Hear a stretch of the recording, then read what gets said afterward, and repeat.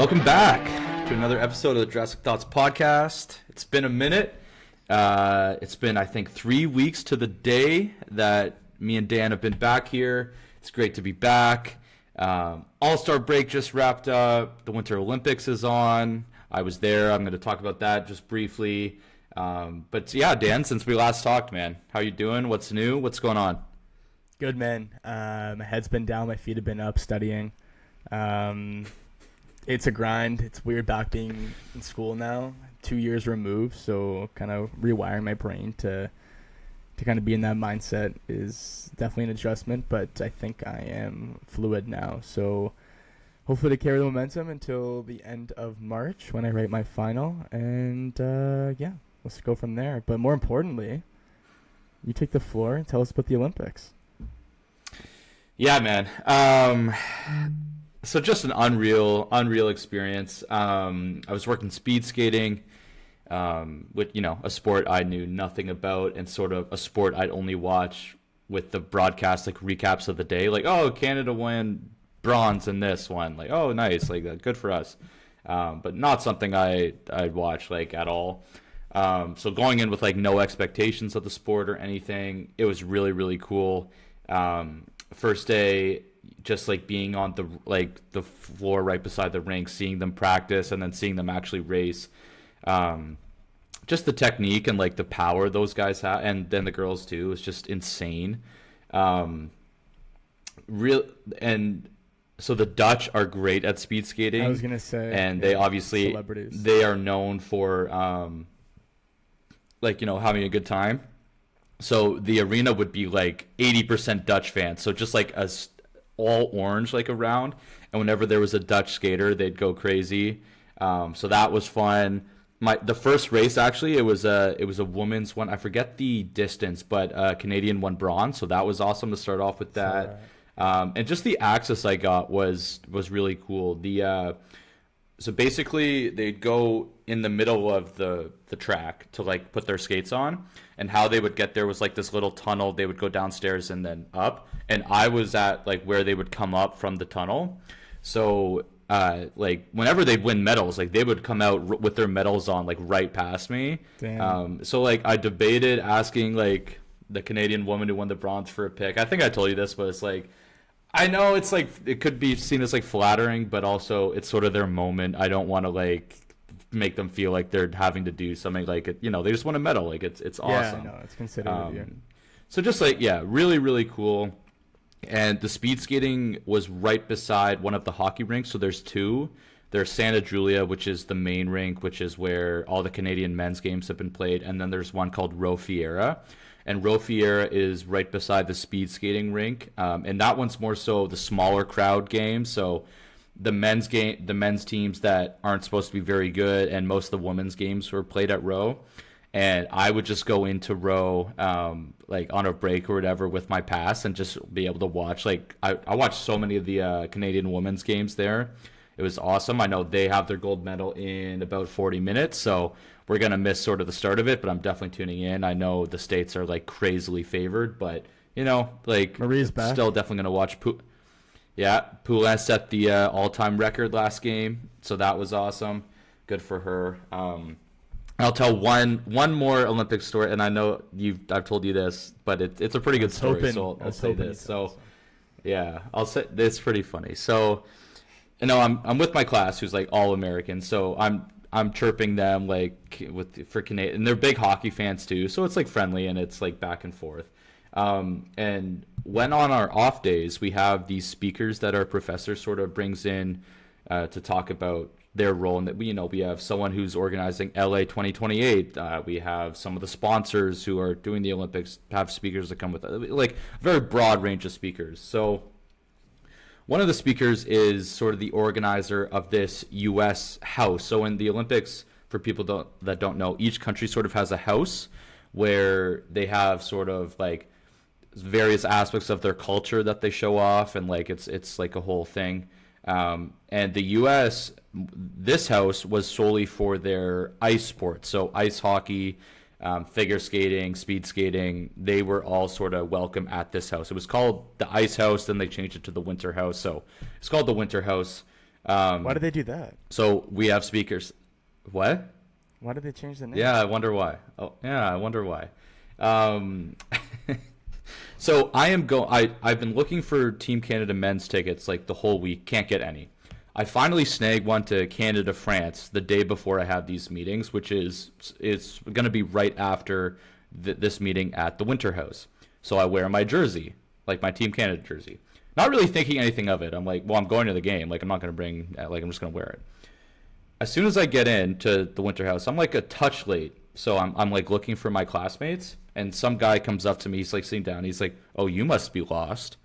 And like I kind of laugh it off, like, "Oh, I guess he's saying like my class isn't in this area. Like I have to like find they're not here, whatever."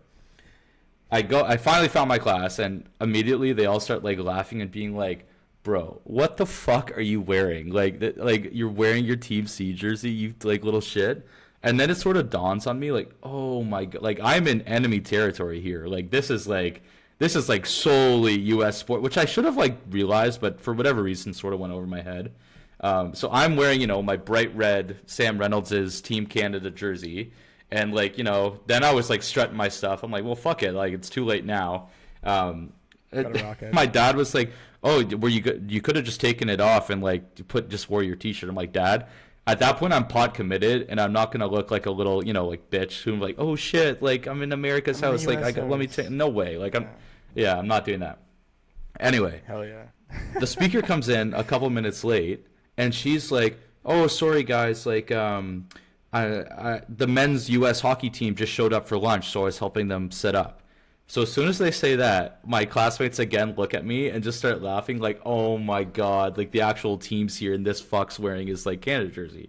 Meanwhile, I'm like fired up. I'm like, oh my god, this is hilarious. Like I know I told you this. I'm thinking like, okay, if they start booing me or chirping me, like what am I going to say? I'm going to chirp back but be respect, like I'm not trying to get kicked out. So I landed on saying if they were gonna chirp, being like, it's okay guys, like silver's still a great result, like heads high, like Brady, like head up dude, like great result, don't worry about it, like it's still good. So I'm like thinking, so then she does her speech, and then it's like, you guys want a tour, in which our prof of course says yes. So the tour starts, and immediately the tour starts with like, we go down this hall and through this room, and that's where the players are all having their lunch. So we are walking through, so like the players on either side, and we're walking through the middle, and every player who's like facing me just starts giving me like dirty looks. Like I know Brock Nelson in particular, just not impressed with my jersey. I think I said the other ones too. It was like JT Miller, McAvoy, I forget who else. They were not impressed. I gave AM 3-4. I give him a little head nod, like respect to you, love you, AM. But I was joking around with my schoolmates. Like he was sitting by himself. I was like, I should have just pulled up a chair and like, AM, what's up, buddy? Like, how are you? Like, how's you did the some back company, doing? AM. Yeah, exactly. With my Team C jersey on, and then just to wrap it up, my classmates and I were joking after, like, imagine they use like you here as like motivation. And I start laughing, and it's Team USA wins gold, and the first interview is like, you know what really motivated the boys was there was this little fuck who came into our US house with his Canada jersey on, and once we saw him, we knew we had to like kick their ass. So very funny story. Something all like the dirty looks, especially Brock Nelson, burned into my head. Brockhead Nelson. Very happy. Again, not on purpose. Like I made sure to tell everyone, like I wasn't trying to be a shit disturber. Like I really wasn't. It just so happens that the game was after, and I didn't think of, well, looking back, I am too, but I didn't think about, like, I seriously didn't think about it. But now that it happened, it's a very funny story, and I am glad that I have that memory with those guys, like giving me shit. So hang on. You were missing two pieces of information you told me in the original one. What am I? Oh, one about Brady? Well, Brady and Matthew, but you also missed about the guy who first talked to you, who he was. Oh my God! Yeah. Okay. So, thank you. The guy who told me you must be lost turned out to be their coach, Mike Sullivan. Mike Sully. So Mike Sully was again. Yeah. He when he was like, "Oh, you must be lost," and meanwhile, naive Sam is like, oh, I guess my class is in like a different area. Meanwhile, it's the U.S. men's coach being like, get the fuck out of here. And let me just say, Sam, Yeah. I know you're probably familiar with him. He's a hard-nosed prick, Mike Sullivan. I fucking hate that guy, and I think a lot of hockey fans too, like Americans included. Yeah. So Yeah. So yesterday's day of hockey was unreal. Canada survived a scare. U.S. survived a scare. 3 of the 4 games were overtime, so just awesome. I know tomorrow it's the next round. We got the finish, so it's going to be another battle. Sid's probably done, I'd imagine. I can't see him playing again. But is it announced? It's not announced. Cooper's still saying it's day-to-day, but just Gudash sort of like fell on his knee, so I'm guessing the knee is they're not going to play him again. But you know what? Like Nick Suzuki, who missed that open net. If I ever buy a pigeon, I'm naming him Radko Gudas, dude. That guy's a fucking loser. What a loser! Oh man, Radko.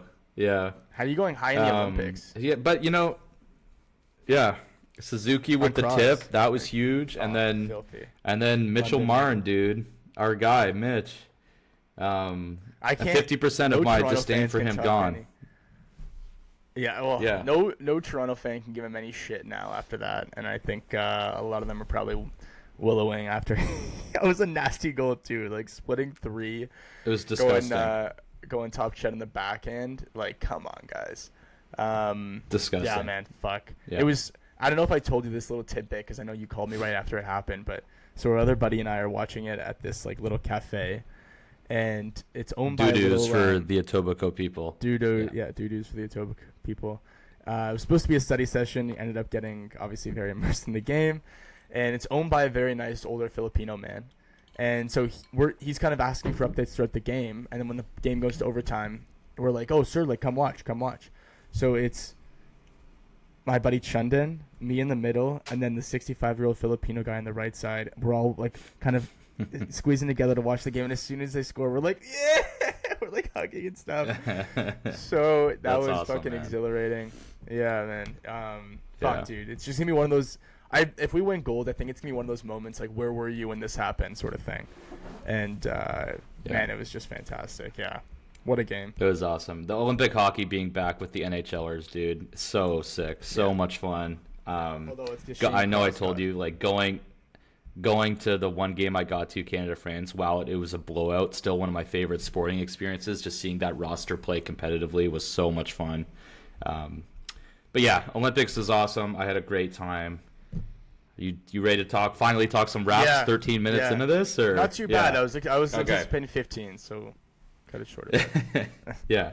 All right. So there are 5 games me and Dan missed. I did my best to try and carve out some time in Italy to like record one, but the time difference and just how busy I was, it just didn't work out. So apologies for that. What we're going to do today is we're going to do sort of shorter recaps of the 5 games because A, there's more than usual. B, they're also like 2 weeks ago now, so it's sort of not as relevant. What we're really going to do today is sort of preview the second half, recap the trade deadline, Raps soul move, and sort of touch on maybe a couple other big ones that happened to see if we sort of feel that the East is now, the scales have tilted a bit. But yeah, this is sort of going to be a more broader view pod, get us back into the groove. We got the Bulls tonight, and hopefully get the second half started on the right foot. Do you want to start with recapping the trade deadline or the games? We'll do a quick like brief thing of the games, and then I think we'll head into the trade deadline. Maybe. Okay. Well, we could do. I have like when Trace debuted, so when that game comes, like we can touch on it there. Sure. Cool. But okay, let's start. So, back on Feb 1, Raps beat the Jazz 107-100 at home. Jazz are a team that has been under fire the last 10 days because of how bad their tanking stuff's gotten. A game you had to win. It was only a 7-point game, but is there anything you want to start off on this one? All of a sudden surgery for JJJ. But you trade for him and he's been balling. Like, sorry, I know it's nothing about the game. It's just like I'm so fucking tired of Danny Ainge doing these little like antics. Like, it's just ridiculous, man. You've been locked on. Yeah, it's just frustrating because And don't get me wrong, we played this game last year, so we're not from a position of Toronto fans. We don't have much to say, but the Jazz, it was egregious between John Collins sitting. Just like everything they've done in terms of like trying their absolute best to remove any remote quality player from playing. It's just unbelievable. And the fact they're still doing it after tanking and only getting Ace, who, by the way, was the worst top 5 pick out of anyone in this draft. Even top 6, I might even put Trey ahead of him. It's just hilarious. And then they make, which I actually think was a pretty good JJJ trade. I don't know. We can kind of dig. Yeah. They didn't give up as much as I thought that they should have gave up, but exciting to see them next year, barring another tank session if they choose to do that. As far as the game goes, yeah, like without a fully healthy Jazz team, because I don't think Keontae played this game, and no, he didn't. He didn't, and I know obviously Watkes is out for the year. Laurie did play, but he balled. He did, yeah. It was actually kind of tight for a little bit, and then we started to pull away. Didn't shoot it well, yeah. But he got a lot of. I think he took like at least 10 free throws, right? He went to the line quite a bit. 7. 7? Okay. Yeah, I know. It's so far removed from this game. I only have my limited recollection here, but no, it's all good. Yeah, dude. It wasn't much of a sweater. Like it was at home. I think it was. We went in there like wanting to win, and the Jazz went in there wanting to lose. So that's what happened. Yeah. My notes on it, I won't do like my usual more detailed ones, but for, like elite Utah jerseys, they're white ones like that. I love seeing those ones, so that was fun to see. Scotty 14-9, 4-2 and 4, so 6 stocks for him, classic. BI and RJ, BI at 19, RJ at 21. Mamu had 20 on 6 and 9 shooting, and Laurie had 27 and 11. We shot it well from 3. We were 34.3%, 42% from the field. The Jazz shot it like crap. Free throws were about the same. There's not really we don't have to go much into this one. It's a team trying to lose at this point of the year. They've gotten so egregious with it. They got fined $500K last week. I don't really have anything else to say about this one. It's just a game that you need to win. They're trying to lose and got it done. While we're on the note of tanking team, like the worst team in the league, by the way, what was the play-in tournament that you sent for the tank? I thought that idea was interesting. The fact that it was being considered, was that a fake report? No, was there any merit to that? It was a real report, but it's a stupid-ass idea. I kind of like it, to be honest. Okay, so OKC has the Clippers pick. So OKC is going to be able to play in the tournament and try and win? Yeah, I didn't really consider the pick. Yeah, dude. No, it's a dumbass. The NBA is losing the plot with this shit, bro. It's actually fucking crazy. Maybe if the Clippers win, they get their pick back. I like that Bills brought that up with Adam Silver, man. You're known as this good head on your shoulders guy, smart guy, and you're your pro player. But this is your biggest issue, and if you can't fix this, it's definitely a stain on your legacy, because it's been you handled the Sterling stuff well, you got him out, but in terms of issues you've had in the league, I'd say it's compared to Stern, bro, it's been pretty smooth sailing. This is a huge thing for you to get right, and so far the solutions I've heard floated do not impress me in the slightest.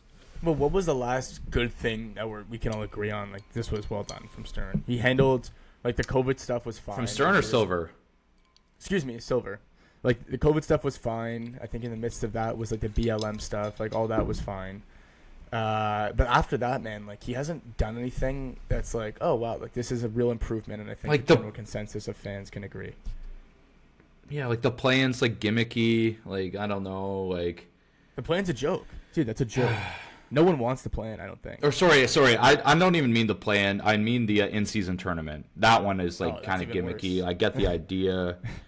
Everything that's happened post 2021 has just been a mistake. It's a miss. It seems like expansion's been talked about now for a decade, and who knows when that'll happen. I don't know, man. I don't know. Let me bounce an idea off you, Sam. Why don't we separate the league of tier 1, tier 2? because Sacramento has no business being in the same tier as like the Lakers or the Knicks, and like it's just really about ownership spending. Like, you're willing to spend and you want to be great, then do it. Because no, because I know it sounds stupid in theory, but when you really break it down, that's how it should be played. And like, it's probably gonna, and the league will never do it because it's gonna ruin, revenue for the league. Like, already putting a pedestal of like a certain select teams on one side, and then on the latter half is like another team. Like, that's gonna ruin fan bases and all that. But that's kind of what soccer does with the EPL, and they still sell out.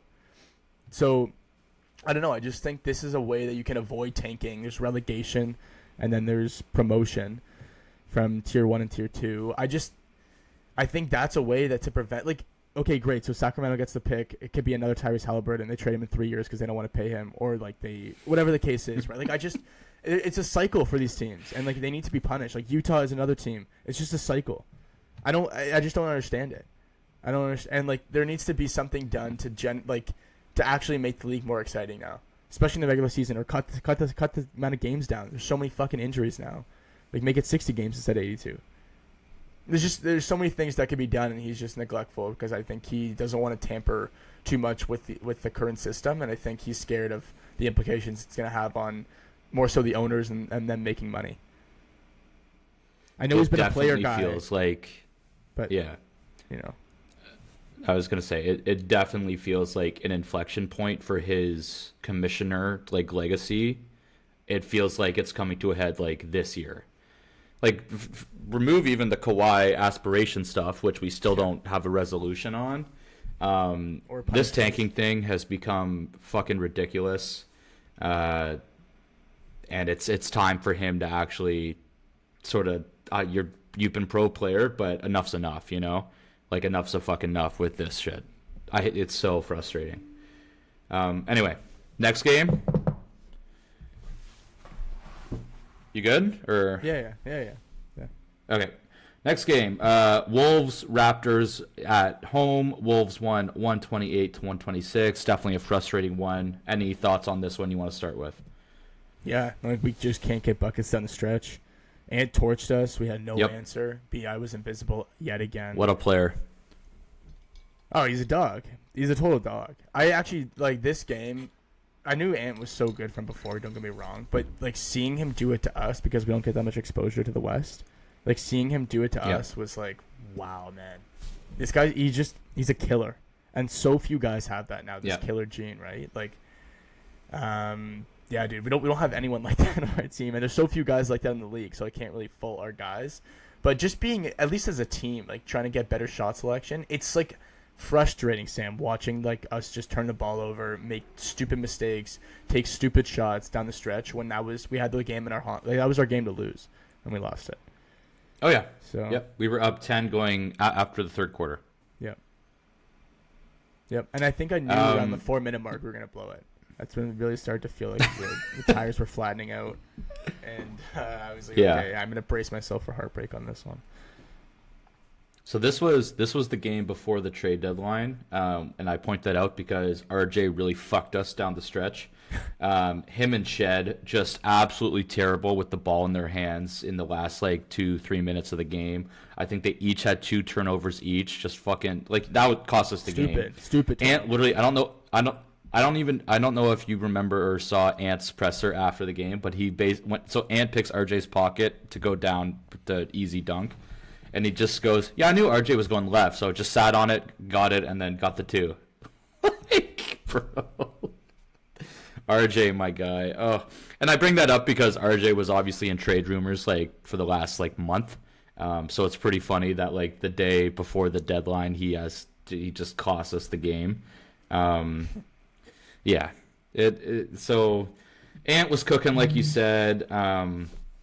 He was such an impressive player, and with the expansion talks being Seattle and Vegas, I know there's smoke for like Minnesota to be the team that switches conferences, which as a fan I wouldn't hate with like him in our conference, seeing him more just because he's awesome. As like wanting the Raptors to win, I wouldn't like it, as opposed to like New Orleans or Memphis, who's also sort of on the bubble of the East. So that's something to like look at too. Yeah, we were up 13 at half. The Wolves threes were keeping them in it. It's too bad. Like, Bi played well, 25, 6 and 4. Scotty had 22, 10 and 8. IQ even had 23 and 8, but Ann had 38 and 5. We actually shot better than them. We were 53% to Minnesota's 51. Dude, we shot 48% from 3. The Wolves were at 41. And the Wolves also missed 11 free throws. So just like a really bad loss with some of those stats. We shot better than them in everything that mattered and still lost the game. Just such a collapse late, and unfortunately something that's been a recurring theme, and I think really puts a ceiling on what this iteration of the team can accomplish this year. Yeah, and it wasn't even like Rudy played. It wasn't even really center related. The loss. It was just a collapse, like you said. No. So it's and like Rudy's one of those centers who's not an offensive guy, but you probably worry about if you don't have another 7-footer. But we did a half decent job against him. It's just. If I can remember a couple other games like this, Sam, like it's just we don't have a killer. Bi isn't a killer, and I think he hit that game winner against Indiana. That's great, and then he's had a couple other decent fourth quarters / OTs that we kind of pulled things out on. But like against Orlando, I don't know if you remember that one a few weeks back. Our Golden State game. The Golden State one, although he wasn't real, like he hit a couple daggers, but he didn't really lead the charge in that. That was the Scotty game. Scotty game. That's what I mean. Yeah. So, like, I don't know, man. It's, and like I said, there's so few guys that have this killer gene, but I want to have someone who's wanting to be a killer. Like, Paolo may not hit the shots that Ant's hitting, but at least he's taking them. Ew, don't go to Paolo, I'm not, dude. No, Sam, you're messing around. I'm not saying I want Paolo. I'm just saying I want someone who is willing to take those shots in the big moment, and we live and die by it. If he misses, he misses. If he makes it, then fucking amazing. But Bi's not even taking these shots, dude. He's not even taking these shots. He doesn't want the ball. That's the thing. He actually shies away a little bit from these moments, I find. He does, dude. I won't say that. I don't know. My issue, I disagree with you. I'm fine with Bi being our go-to guy. My issue is I think Darko's like play calling for him in late games, as we've talked about so many times, it's just really lame. I think he just doesn't care if they're sending a double at Bi. It's just like get the ball to Bi and live with the shot, which I just think is I don't think that's what he's annoying. Saying, though. You think Dude, we've talked about Darko's late game stuff like so many times this year, of being like disappointing with it. It's just give the ball to Ingram, and just hopefully he can hit the shot. You know, like it is what it is. I don't know. I disagree with you that like. What was that one play when Bi had the ball in the post, double teamed, RJ cuts, layup, we win the game. Yeah. Or like, even when I think Bi that was just an RJ heady play. But that's the shit that we need heads up stuff like that. Like, That's what I mean. Bi's capable of doing it. It's just I don't think Darko's like Bi, do your thing. Like there's more. I think he is, dude. I honestly think he is. I don't think so. He's running like a pin down. He's running play. He's running a play. It's not just like ISO Bi on like a triple team. Like there's stuff happening in the background. Maybe they're not the greatest play calls, but I just like the IQ3. Like that's a perfect play call. Like if we miss that shot, I'm still okay with him taking it because it's wide open. It's actually a play call. I just because Bi is not a killer, we need to run actual plays to try and win these games, and we don't. And then we just resort to like bullshit, like you said, 2 turnovers from RJ, 2 turnovers from Shed, trying to figure out what the fuck we're doing with the ball in the last 4 minutes. I think that's sort of the bigger issue, and I know Coach Sam Mitch talked about this. It's just like our ball handlers in late game. Like, dude, we love Shed and we have trust in him, but if he's like your guy who's gonna be on ball when the pressure comes late, I don't know how confident I am. He really screwed us this game. Same with RJ. RJ's also more the vet, so I blame him more than like Shed. But yeah, dude, it's really gonna be interesting this summer because at this point I'd be surprised if we won a playoff round. I hope I'm wrong, but we'll go into sort of the moves that other Eastern teams have made in a bit. But you definitely see our flaws, man, and this game was a great microcosm of like what we've been talking about all year. No doubt. Yeah. Anything else on Mini or good to go? All right. Next one. Oh, okay. So next one was post trade deadline. It was the next day against the Chicago Bulls. In terms of the game for this one, I really don't need to talk about it much. I've written like 4 things. Bi was awesome, especially in the first half. He had 33, 6 and 6 on the game, 12 of 20. awesome BI game, just cooking. IQ at 24 and 9 at 20. I wrote McClung on Bulls 4 question marks. Like I had no idea Mac McClung was on the Bulls. I think teams just acquire him just before the All-Star break so it can be like the dunk contest guy. Oh, if he's in the dunk contest, he'll be wearing our jersey. Okay, get him. So like we got publicity. Okay, let's go. And honestly, Dan, Orlando that is such boy. a Jerry Reinsdorf. That is such a Jerry Reinsdorf thought. Like it's That's what Orlando did, dude, and then the Lakers did it. Like how many teams are just grabbing this guy before the deadline? Dude. It's hilarious. And Mamu had a good game again. The one thing I also wrote that I loved, and so this was post deadline, so we'll get into the moves. Honestly, I don't really.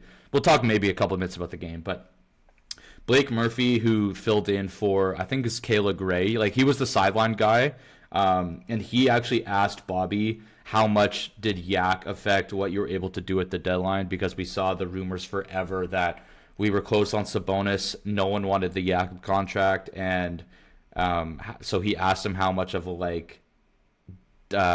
negative that was for us to try and move. And no matter what Bobby says, like anyone with half a brain can read between the lines and realize it was. But I just love that Blake Murphy asked him that to try and like be like, you really fucked up giving him that extension in like more polite words. Yeah, but yeah. I just really appreciated that question, and yeah, it was definitely What was the valid answer? for all the reports that. Oh, like we look at everything. Jakob's he's a huge player for us. Like we're excited to get him back. Like just all the bullshit. Like it didn't mean anything, but we all know it was. Like we all know it backed us into a corner, and we only could do what we were able to, which we're about to touch on. But At what point is that contract not like 2 firsts to get rid of? Like, is it 2 years in? Because it hasn't even kicked in yet. I know we talked about this a little bit. Well, also like he has to play, dude. Like being chronically injured.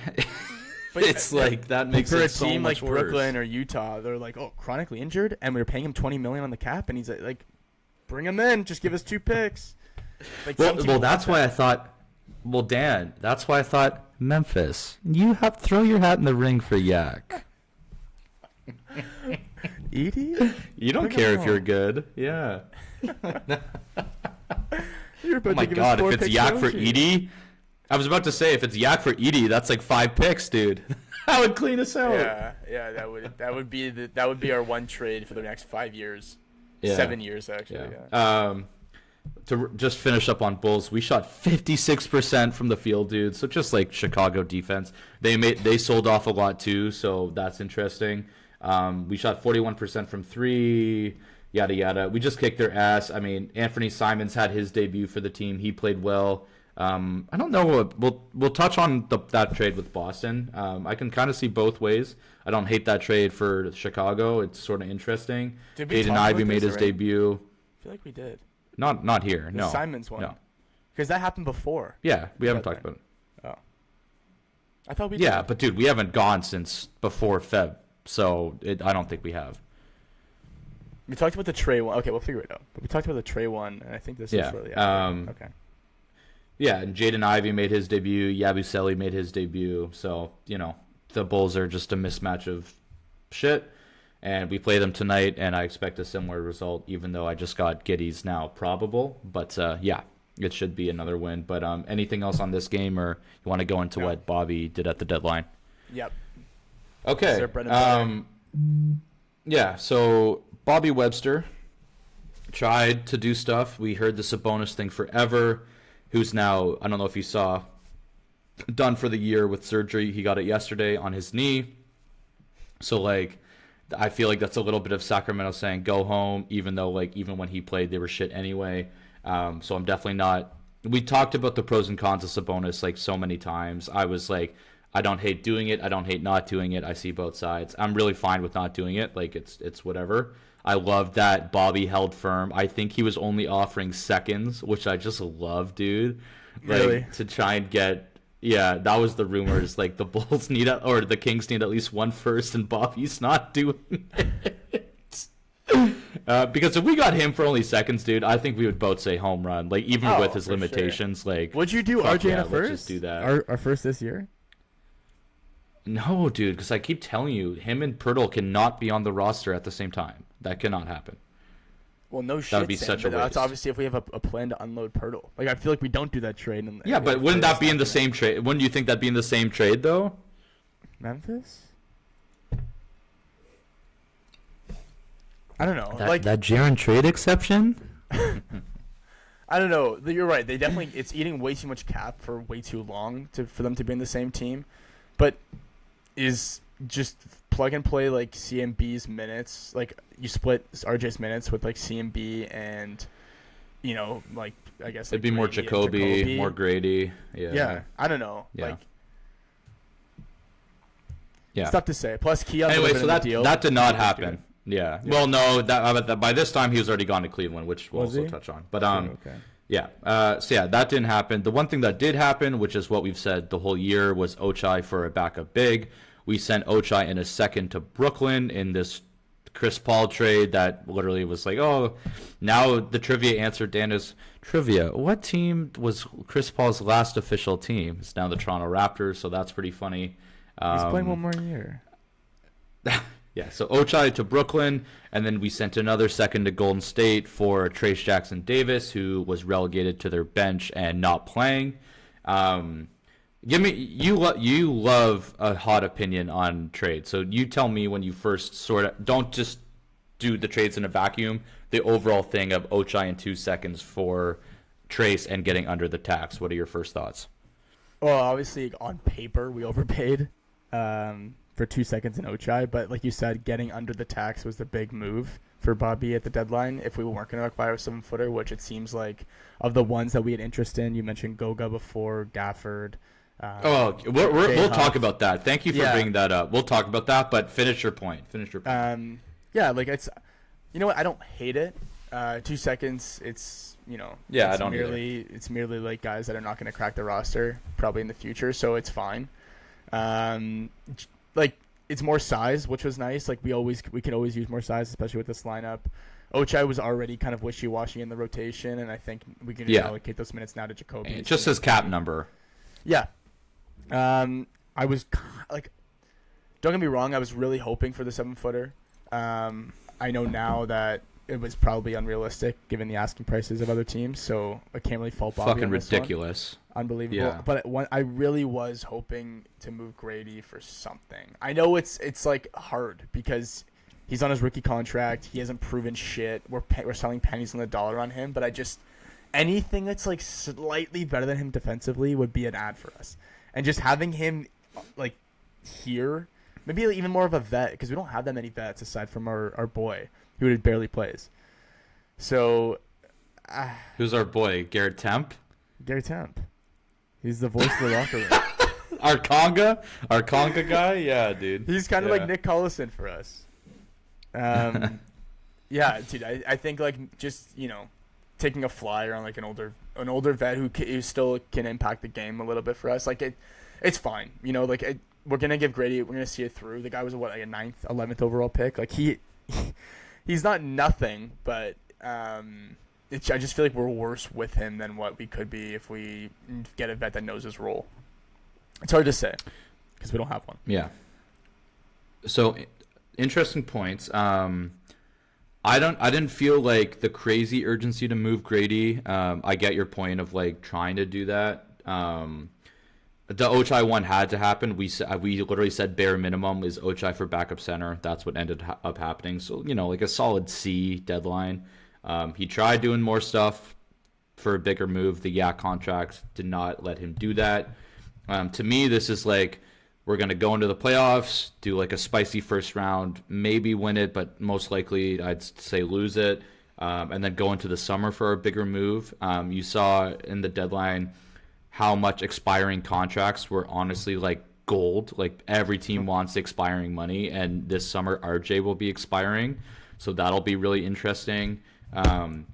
Yeah, dude, like Trace is not who I don't think we mentioned him once, Dan, and we went over like a lot of guys. So with Bobby definitely like scraped, really like went out looking for stuff. He had a great first game. We'll talk about that in a second, but like the ceiling's pretty, like we're not expecting too much. Just play decent backup center minutes. Like if you can do that, And if you can't, like, it'll just be CMB. Now that Jakob's back as well, like, there's a chance Trace is, like, out of the rotation.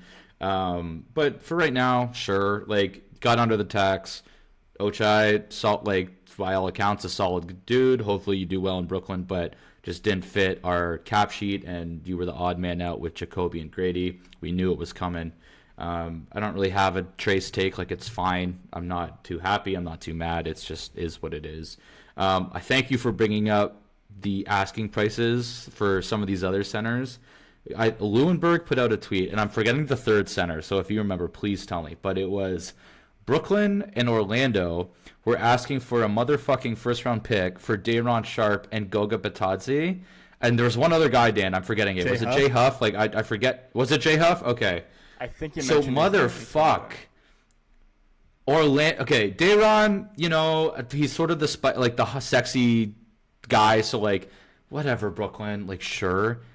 Orlando, Goga Batadze, you're not even playing him. He's not even fucking playing. And you're saying, no. We need a first for Goga. Are you fucking insane, dude? Oh my god! Like, if Bobby had done that, we would have been even more mad. So thank you for not doing that, Bobby. I would have been more mad than fuck Orlando. Fuck yourself. Yeah. Orlando, actually fuck yourself with that asking price, because that's actually insane. And I'm really happy Lewinberg put that out there, because oh my god, it just makes them look fucking so dumb. Those teams. Especially Orlando, because you're not even fucking playing Batadze. You're not even going to get a return. That's the thing. It's just embarrassing what they're trying to do. But thank you, Bobby, for not biting on that shit, because that's actually egregious. Yeah, from Orlando's perspective, I can, like, because they're kind of in the mix with us in the standings, they don't want to maybe help our cause. But, like, at the very least, you get like some draft capital for Goga. Neither one of, I think we can both agree between us and Orlando, neither one of us is going to win the championship this year. So it's like, why not try and get a return on your asset? You're not going to pay Goga. I don't get it. Also, sorry, I just found the tweet. It wasn't Jay Huff. It was Yves Missy. So still a fuck you to New Orleans. Even worse. And of course, Joe and Troy. Of course, Joe and Troy tried it, dude. Of course. No, we have a first, guys. Oh my god, dude! I just can't get over like Day'Ron. If I can squint and kind of be like, ugh, like so annoying, whatever. Goga and Yves, shut the fuck up, man. Yeah. Yves, it's still a stretch, but like out of those three, I can be like, okay, if it's like the 29th pick, like maybe. But Yves and fucking Goga, those teams can actually suck one, because that's actually egregious in asking price. Yeah, that's insane. I mean, mind you, the Goga got traded the year prior for 2 seconds. Or was it just 1 second? Who was it? Was 1 second, I swear. It was such a Indy. joke, dude. Yeah, I don't even know, dude. Yeah. It's just so it's just whatever. Unbelievable. Anything else Raps trade deadline wise that you want to go into, or you want to go on to the next game? I thought for a second, dude, and I know I texted you about this like 10 minutes left in the deadline. I started just, you know, like getting excited and all that. I think after the Clippers moved Zubats and Harden, I was like, holy fuck, we know who's next. And then I'm like, and then you texted me like RJ's out tonight, because the Raptors had a back-to-back from Minnesota, and then was it Chicago? Yeah, the Bulls game, RJ was out. Yeah. Yep. Yeah. So you're like, RJ's out tonight, and I'm like, holy fuck. What's happening? Kawhi's coming back. Like, we're getting him back. I don't know why you jumped to there, dude. That was a jump. Because I just saw a fire sale from the Clippers side. Harden, like unloading Zubats, and then RJ's out. It would be fun if Kawhi came home, but like, yeah, hilarious, dude. I wouldn't be mad about it if it was RJ. I wouldn't be, dude. Kawhi has been like a top 3 player this year. He's been insane. He's been insane. That's why. Yeah. It's kind of like one of those. It's like the exact same way we traded for him the first time in San Antonio. You know, like we have maybe a year window, a 2-year window, depending what he wants to do. He's won here before. He knows the culture. Yeah, but we don't have that this time, dude. Scotty is not a year window. Like Scotty's a lot longer. No. But I'm saying year window from Kawhi's perspective of things. But nonetheless, probably a good thing it didn't happen. But I got super jumpy, and I was like, holy fuck, is it coming? I'm like refreshing my phone for the last 5 minutes of the deadline, thinking there's going to be something massive on the horizon. But yeah. Can't fault a guy for wishing. Yeah. Last thing we'll say, and it sort of goes back to your Utah original point. So Bobby's press conference after, he was sort of laughing and saying, it's funny because the biggest move we tried to do wasn't even reported, and then it came. Well, a reporter responded to that and said the Raps went hard at Walker Kess. What would you have thought about that? Yes. Like, yes. Yeah, I like Walker. He's up for big money though. He's gonna be an RFA this summer. If it was Jakob and then our pick this year and maybe our pick next year, maybe I would consider doing that. It's a unload. I don't think Utah would want. Jakob would not be going to Utah in this trade. I don't think. But Utah's more than happy to tank. Utah knows they're not going to be competitive. Even but they just traded for Jaren, dude. Yeah, they just traded that's for Jaren. because they're like, okay, fuck it, we'll be like in purgatory. So Tim, we're still not going to be top 6 in the West with that trade. Honestly, they won't. Well, I think, but next year they'll be trying to win. I would highly imagine. So, how far does a Laurie, JJJ, Watkes, Keontae team get you in the West? I mean, that's a really intriguing. That's a really intriguing front court. Dude, that defensive front court is like really intriguing. Well, Laurie's whatever, yeah, but yeah, those two. I don't know. And don't forget they're going to be adding another like top 5 pick. So I don't know, dude. Like I don't know. Maybe another ace. I'm just saying. We'll see. Well, maybe not, dude. If they win and it's not top 7 protected, they could. Oh yeah, and OKC's complaining because that's not the pot calling the kettle black. But anyway, you see that? Okay, totally different. Totally different. No, don't even. They shut down Shea 2 years in a row. Yes, Sam, but they didn't have any trade implications like with those picks. Utah has literally. Who cares? That's manipulating. Like there was nowhere in the trade saying we can tank, by the way, and get our top 7. Like fuck out of here. That's bullshit. And that's also the midst of when everyone was fucking tanking, dude. I don't care. I know OKC was bad. We tried to do the. We tried to do the exact same thing with the Rob Dilly pick with the Spurs, and it just didn't work. Like we tried it, and it didn't work. So I don't blame it at all. I hope the NBA actually does punish. And honestly, I'm glad because I hope the NBA. They already have teams. Well, Utah getting the 5th, I think, was a big punishment. Although Philly jumped up and they were fucking tanking, ended up getting themselves a pretty nice piece there. And just I don't like them that much. VJ, not bad. Not bad. Okay, you good to go on to next game? Yeah. Okay, next game, Indiana, 122-104 Raps win. Again, I think we can keep this pretty short. Trace made his debut, had a double-double, so nice debut for him. CMB, which really sucks. He's been battling that thumb injury for it seems like a while now. He got hit again, and he left the game and did not come back, so he's questionable for tonight. We were down 2 at half. We can't hit shit. Mamu was keeping us in it, as it seems like he's done for half the games this year.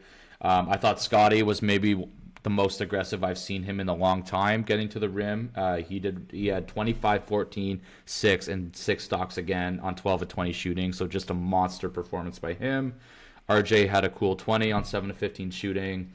Other than that, the Pacers are a pretty embarrassment, and they're trying to lose every single game from here on out. So I don't really have much else to say. Yeah. I don't even think Siakam had a great game. It was like 18 points. I remember. He had 18. Yeah, 18. And bad efficiency, like 7 for 18 or something like that. And I don't think he played. He played 24 minutes. So like they're kind of doing Utah-esque. I think, dude, they were the other team who got fined. So Utah got fined $500K, and the Pacers got fined $100. So they're also. I don't know why Silver's picking and choosing because so many teams are doing this, but except for New Orleans, they're actually trying to win. And same with Sac, dude. So God bless those two teams. Well, I think Sac actually is that bad. I know Sabonis thing's wishy-washy, but they actually are shit. I just can't wait till Darren Peterson goes to Atlanta. Yeah. And then Joe and Troy have to tell me like Derek Queen's gonna be an All NBA center. You watch. It's Darren just Peterson? like that's not the point. The fact that Darren Peterson's gonna fit like a glove in Atlanta too, like it was almost expertly done moving Trey, getting fucking CJ, probably signing him on a vet. And Darren Peterson I need that New Orleans pick. To be like, well, I don't because Atlanta's in our conference, but like just for hilarity, It needs three. if it's good, and then oh my god, it'll It's be gonna be so like Cam funny, man. Boozer. Oh yeah. I'm So honestly funny. hoping Debanstick goes to Sac. 'Cause it just seems like a team that, it's, like, what are you made of? You know, what can you do with this? No, they're gonna get Boozer and then trade for Jaw. That's what Vivek's gonna do. Trade Boozer for Jaw. Yeah, that makes sense. No, they I won't think trade Boozer for Jaw. They'll draft Oh. Boozer and trade Oh, for okay. Jaw. They won't trade I Boozer see. for Jaw. Yeah. Okay, Yeah. that's That'd be even big funnier. then, But right? even Vivek wouldn't do that. Anything else on this Pacers game or no? Did Nemhard play this one? I don't even think so, right? Yeah, He he did. shot terrible. He He did. was like 4 of Yeah. 18. Yeah. That's right. Oh, speaking of the Pacers, should we talk about the Zubats move? Since it's Well, let's finish the games and then go into the Some of the trades. big moves? We have Okay, one more sure. game. Sure. Yeah. Okay, so last game, our first time seeing the Pistons. So a game that was like very much a test for us, even more so because fight night with Charlotte, no Duran, no beef stew, and we got Pirtle back, so we'll touch on that too. And they just walloped us, 113-95. What were your first sort of takeaways from this one? This is a legit team. First time seeing Detroit. This is a legit team, and they're missing an all-star. And we Yep. had our 7-footer. And a so- great backup center. Yeah. That's true. Yeah, dude. It wasn't even close. It was kind of close to start, and then it wasn't. It was like this is a totally different threshold of a team than we're at, and the fact Yes. we're like Yes. so we're 0-8 now against teams that are ahead of us. In the Well, standings. we got that OKC win. no, but I'm saying Oh, in just the East, yeah. 0-8 now. Like Yeah. we're not there. We're not there. And It's none of so the games clear. have been Yeah, we're remotely not on that close. level. So, Yeah. and like honestly, we're lucky to be ahead of Philly. I think right now too. They've dropped some bad ones. I know we have, but we're right where we should be. I think with the talent that we have. But like I said, Sam, I don't. And like, okay, maybe them straying too long. So stop me if I'm just spitballing here. But is Scotty gonna get that much better to the point where we don't need to make a massive move to enter that threshold of Detroit, Boston, and No, New York? no. Our roster So- needs help, dude. But That's what I'm nothing, saying, it has yeah. nothing to do with Scotty. No, but Yeah. I'm saying, like, could Scotty get any more? Can he elevate his game any more better to get us to that level? I don't think so. With this current, without. I mean, making any major offensively, moves. there's a case, but I mean, he's literally up for Defensive Player of the Year this year. So like, I would defensively, Oh, you yeah. can't say anything, and Yeah, there's no no. reason to. And even if Yeah. the way I see it offensively, improves 3-point shooting a little bit more, despite being off to a hot start in the beginning of the year. Maybe a little bit more attacking in the paint, like on certain drives. Like maybe he gets it up to like 22 points a game. It's still not going to be enough to we need to address an issue with our roster right now. And I think I'm actually glad. You know what? And I'm content that Bobby, like you said, didn't bite on the Sabonis move because we have a chance to. How reassess. much And this does is that the raise first- your ceiling? Yeah. Exactly, and we don't want to lock ourselves in with Sabonis long-term money. Yeah. We don't know what's going to happen. I think we're gonna make the playoffs this year. Fingers crossed, knock on wood. We're probably gonna get bounced we're in making the the first round. playoffs. We're Yeah. making the playoffs. We're gonna Yeah. get bounced in the first round, but we're gonna have an opportunity to reassess what we really need and how good our guys really are in the playoffs. And have the And RJ then- expiring. Yeah. So it's exactly. I think it's a big summer for Bobby. Yeah. Huge summer, and I think it's like this is the first year of this new team, and it's exceeded expectations so far, so not bad. You know what? Like we've definitely done better than what people were. What you and I think we're anticipating. To start. So it's good to see. Yeah, my notes on this one, like Paul Reed, I think started off like 8 of 8 or some ridiculous shit. I mean, he's their third string center, just pretty inexcusable that happened. I thought Yak moved around a bit better, but at the same time, you just let Paul Reed go 8 of 8 to start the game, so obviously that's like a red flag as well. Scotty had 3 fouls in the first quarter, so that really sucked and sort of got the game on that downward trajectory like right away. Dude, Cade is just such a dog. I love Cade Cunningham. I'm really impressed with how bad Detroit was and him being like the fulcrum of the turnaround. Really, really great. And really the only first overall pick that's panned out for the Eastern Conference in the last like however many years, because Powell and obviously Risache, there's questions for both of them. Paolo's still probably the best player in that draft. Yeah, I don't know. Chet, there's a case. I'd have to look at everyone, but like, It's yeah. tough. It's tough to speak on Jabari Smith right now unless you're KD. So like, get off my Dickerson might have some thoughts, but yeah. Yo, he's low key. We'll leave that there. Yeah, just Cade's awesome, and he killed us. He had 28, 7, and 9 of 9 and 14, dude. We kept going under screens, and he had 6 threes, like just killing us. So that was impressive.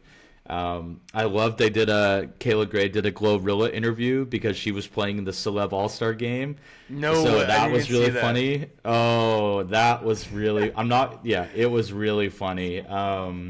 She's just talking about how like BI's like coaching her, dude, and also shout out BI made the All-Star team. Yeah, so we didn't. I don't think we touched on that. I think it was Steph who didn't play, and Ingram got the spot.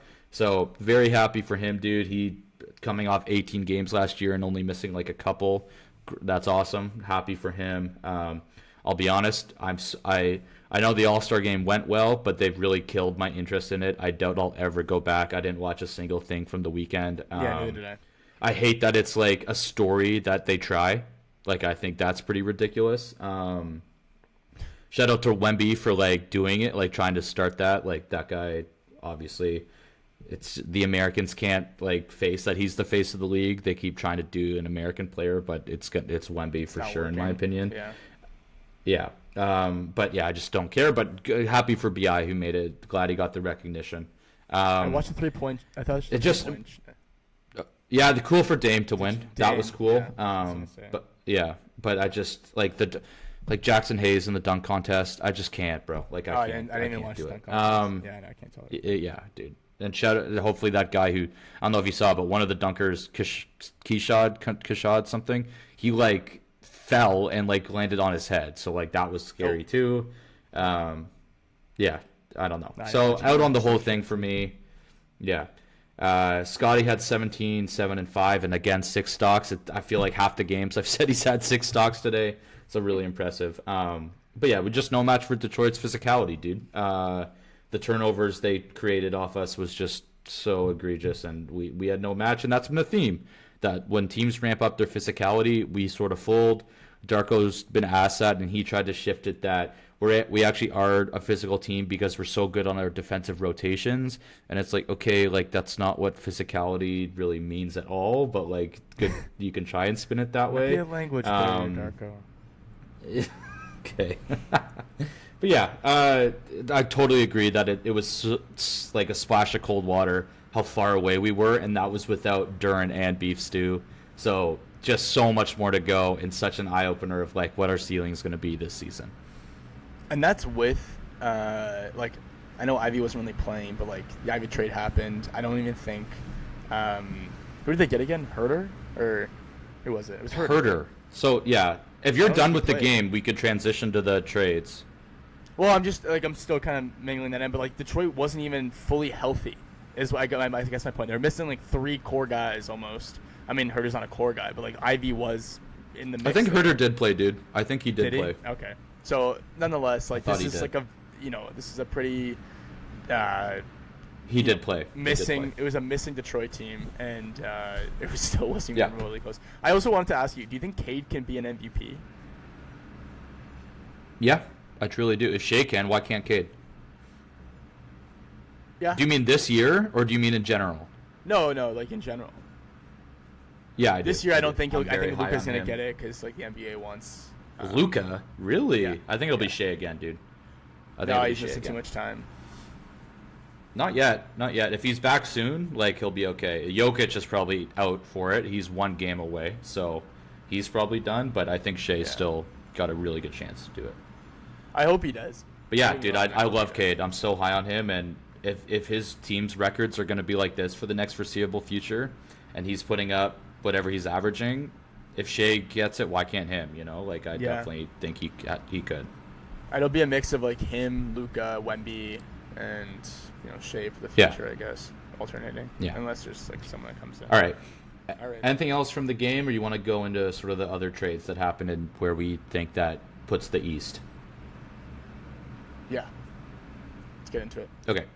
So Pistons, their only move was Jaden Ivey for Kevin Huerter. I know I texted you at the time, like, damn, like, it's pretty crazy that that's all they could get for Jaden. I know that the gruesome leg injury sucks, but, like, he was their 5th overall pick. They kept saying that him and Cade backcourt was their future, and they flipped him for a sharpshooter who's jumped around teams for, like, the last 5 years. So, a helpful piece, like him and Duncan are pretty much the same thing, but, like, it's fine. Like, it's a fine move to me. What do you think? Yeah, I thought they could have used another wing, to be honest. I know they have, like, Asur and, like, Ron Holland still there, but, like, and, like, Toby is, like, still the vet. But I think they could have used another, like, defensive wing. I don't know if they needed more shooting necessarily. Like you said, Dunk and him are kind of cut from the same cloth. It's going to be hard to play them on the court at the same time. Toby's a fine shooter. Like, it's...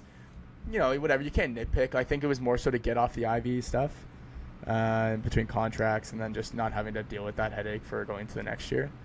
Or the offseason maybe. We'll see where it goes. I think is Huerter on expiring money? I don't remember. I don't know. I feel like yes, but I could be wrong. I'm not sure. Yeah, if he is, that might. I know Duncan's not because they just signed Duncan this summer. So yeah. So that was Detroit's move. I think it's fine, dude. Like, I'm surprised they felt the urgency to get off Ivy, but they clearly did. And I don't know how much of a help Huerter is going to be, but they're already such a good team. He doesn't really have to do much. Celtics, they're big. Okay. Really, just out of curiosity, like, is Ochai a better fit than Ivy? Like, I'm just trying to like I feel like there's so many other guys for Ivy. I'm just wondering, for who? Detroit? Yeah.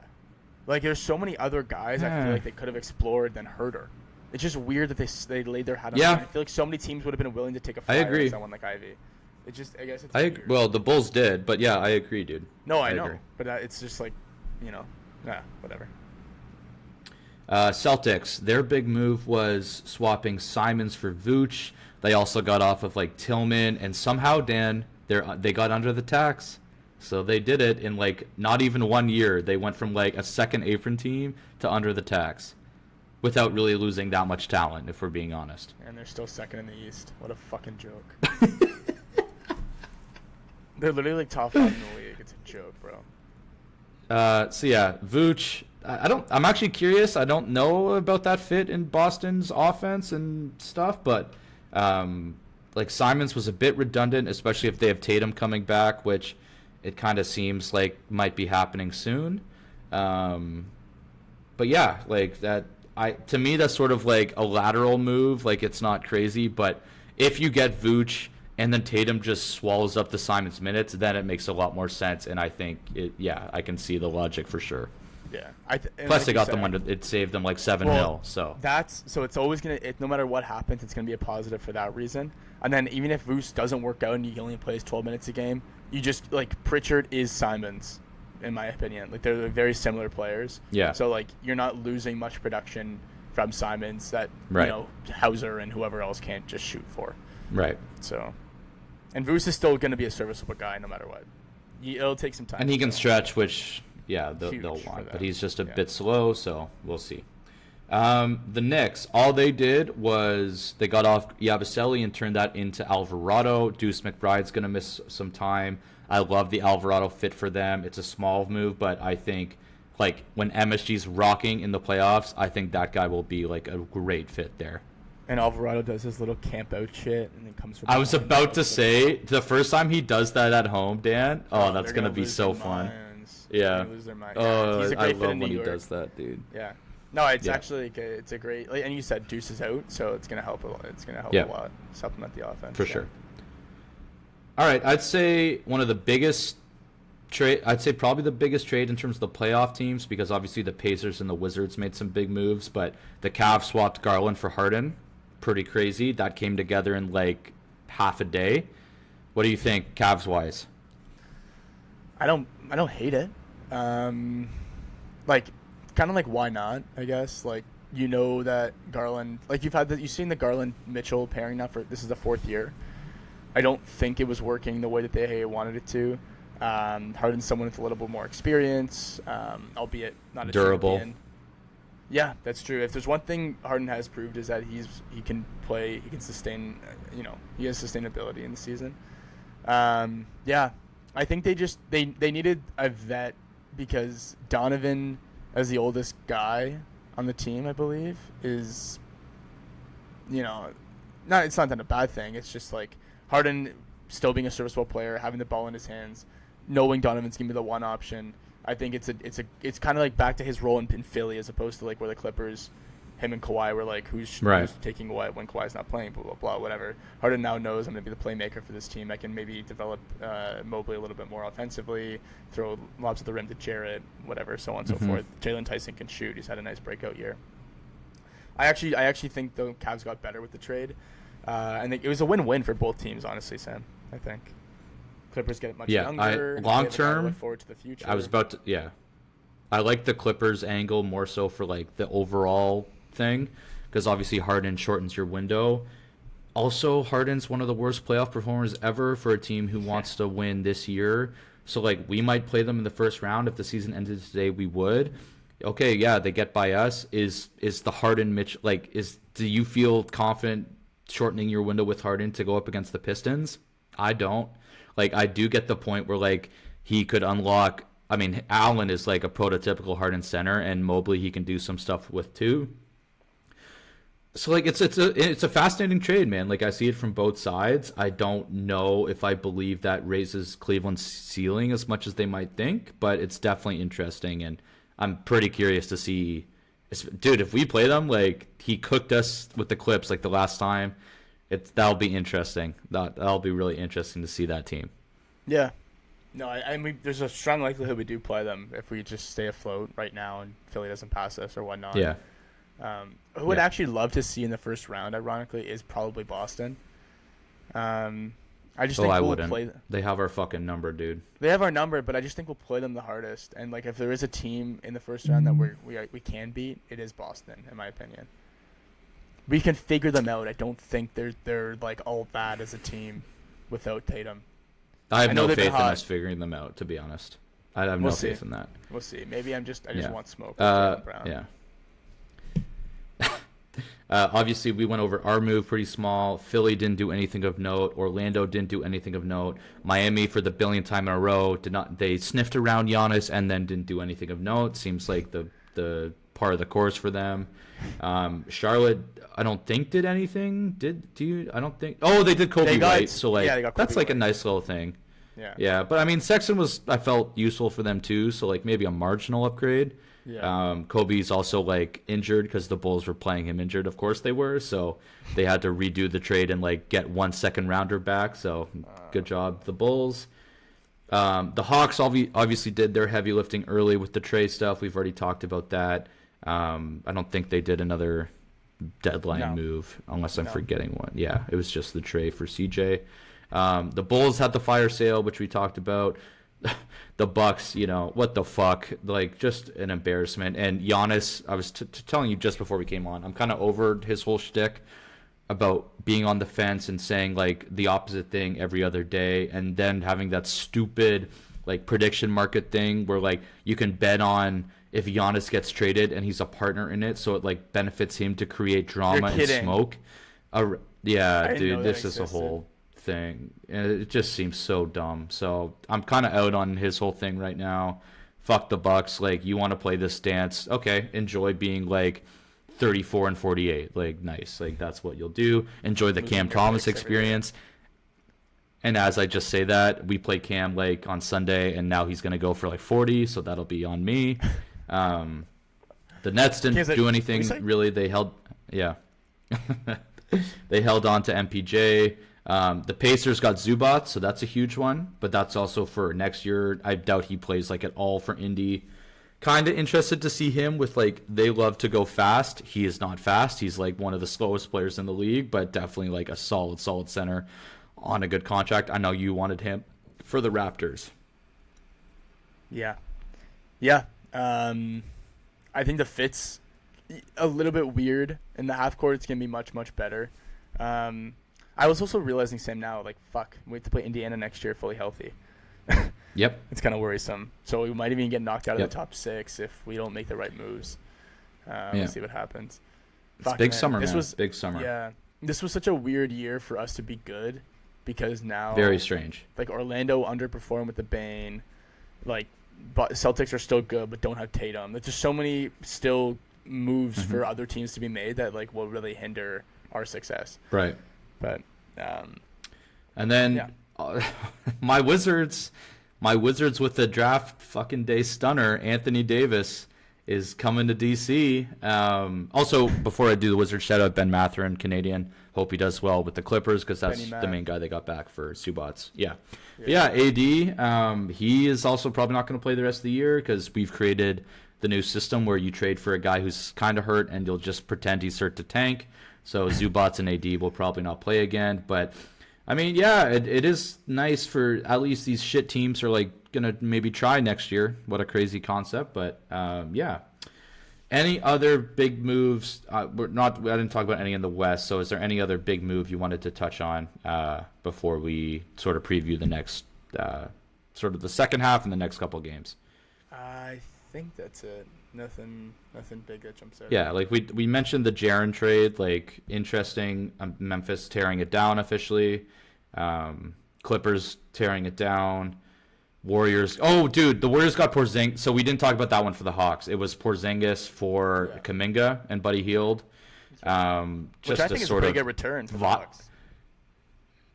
I don't like it at all. Okay, yes, wasn't even playing. True. So, like, that component of it. Plus, you get a guy who.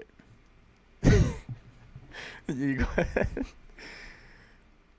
I was just gonna say, like, Johnny Kuminga is just like, I'm out on him for like a player. Like, I don't see the upside anymore. I don't like the fit there with Jalen Johnson. Like, you get a little bit of an upside for a guy who has like this debilitating disease that can't play, but like, I don't know, dude. I'm not too enthused about that. That trade kind of just makes me feel ill for both teams. Like, I don't really like it for either one. Yeah. So, yeah. The Suns didn't do anything big. The Wolves got Dosunmu, who's like a nice get for them. And who did the Lakers get? I'm blanking. They got someone for Gabe Vincent. Oh, Kennard. They got Kennard from Atlanta. So, like, it's just going to be the Malik Beasley thing where Darvin Ham goes, you see a three, you take it. You don't see a bad shot. And then he just can't hit a three the rest of the time. So I'd say the East was definitely more active. The Kings tried and then failed and just now have shut down half their good players. So, yeah.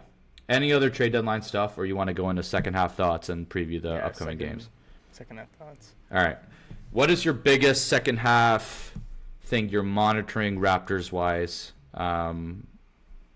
What's your biggest thing you're looking at?